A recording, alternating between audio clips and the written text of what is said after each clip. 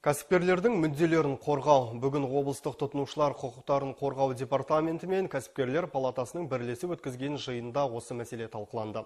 Диалог алаңы форматында ұйымдастырылған шарада кәсіпкерлер өздерінің толғандырған сауалдарын қойып, кеңестерін алды. Белгілі болғаны өңірдің бизнес қауымдастығы санитарлық ережелер мен нормаларға қатысты проблемаларға жиі тап болады. Бүгінгі кездесу бизнесті дамытуда кедергі келтіретін мәселелерді шешуге, кәсіпкерлердің ұсыныс пікірлерін тыңдап, қолдау көрсетуге мүмкіндік берді. Мысалы біздің мекемеде столовый бар, цехтар бар. Соның екеуін екі түрлі тексереді. Ұсынған ұсынысын екеуін бір тексерсе, столовыйды бір тексеріп, бір айыппұл салдырады, цех тексеріп, тағы бір айыппұл салдырады. Соның екеуін біріктіріп бір тексерсе деп мен сонда ойым.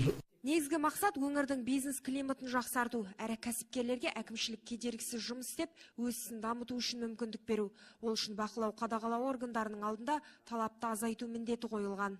Предприниматели сталкиваются именно с контрольно-надзорными функциями департамента. Кәсіпкерлер көбіне департаменттің бақылау, қадағалау талаптарымен келіспей, санитарлық ережелерге қатысты проблемаларға тап болып жатады. Дегенмен оның өз заңдылығы бар. Мәселен, бір кәсіпорынның бірнеше филиалы болуы мүмкін. Мұны қайта-қайта емес, бір тексеру жағы қарастырылуы керек. Әрі ол кәсіпкерлік кодексіне сәйкес тексерілуі қажет.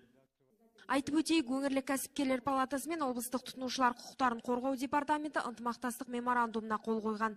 Келісім кәсіпкерлерге қолдау көрсетіп, құқықтарын қорғауға септігін тигізбек. Әрі меморандум аясында бизнес иелерімен бірге дөңгелек үстелдер, ашық есік күндер мен кездесулер ұйымдастырылмақ. Жұлдыз Алмасқызы, Николай Сырбов, Мержан Аманжолов, Қазақстан, Ақтөбе.